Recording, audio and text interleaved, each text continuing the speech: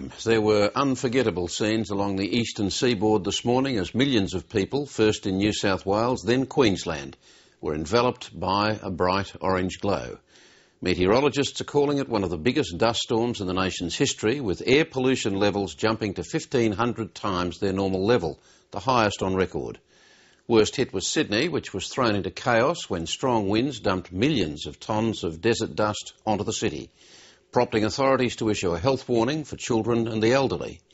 Wild weather of a different nature created havoc elsewhere across the land. Giant hailstorms in southern New South Wales, bushfires in Queensland, and to cap it off, heavy rains and a couple of minor earthquakes in Victoria.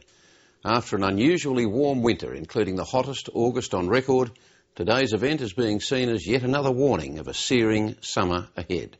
Tracy Bowden reports.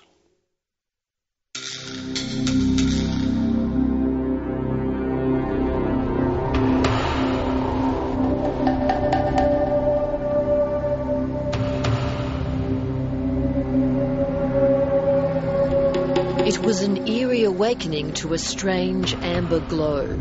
As gale-force winds swept columns of dust towards eastern Australia, the sky turned red. Soon home video and still photographs of dramatic images from the bush to the coast were being posted online. The last big dust storm to ravage eastern Australia was back in 2002, but it's dwarfed by this event. The magnitude of this event surpasses what happened in 2002. And in 2002, we were able to calculate that there was 4.85 million tonnes of sediment moved within a 24-hour period. The storm began yesterday when a cold front swept through South Australia, at its strongest in the centre of the state. As the cold air pushed east, the warmer air and the dust rose ahead of it, eventually expanding to a huge dust cloud 400 kilometres wide and an astonishing 2,000 kilometres long, stretching from Sydney all the way to the Gulf of Carpentaria. The thickest of the dust was in a band which moved through Broken Hill in far western New South Wales yesterday afternoon. The ABC's Emma Sleeth watched day turn into night.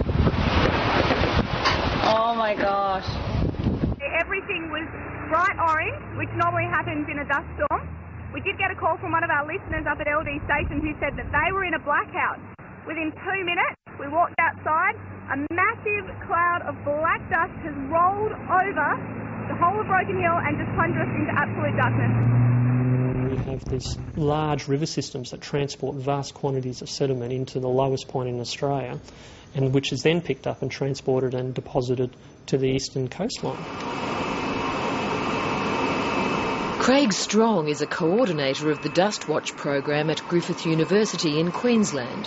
He says the storm has stripped thousands of tonnes of topsoil off Australia's farmlands. I think from a soil productivity point of view, I think we need to appreciate the significance of this event.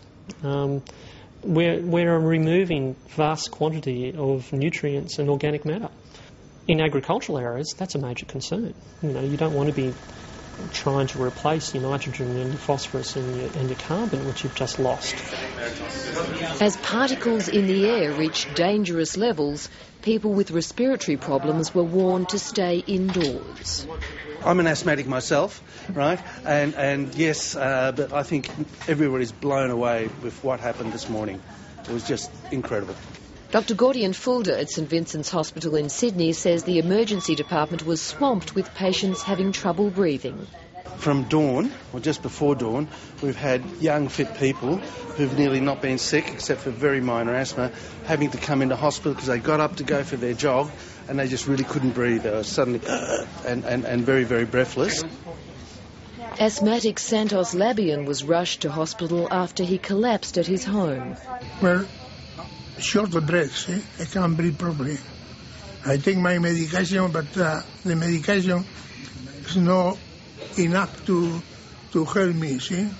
I go downstairs and because I feel better down, see.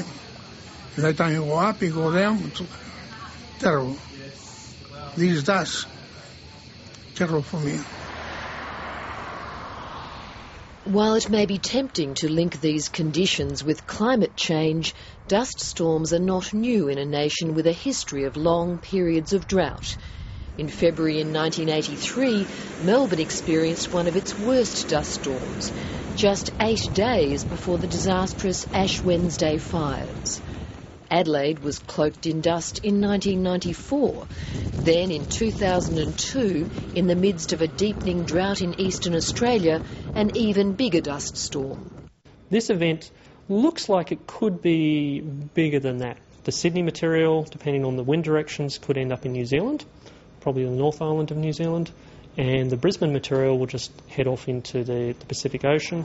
What's most disturbing about this huge red storm is that it may be a dramatic warning of what is to come.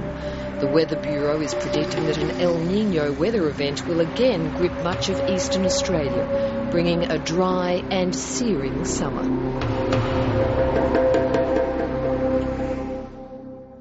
Tracy Bowden with that report.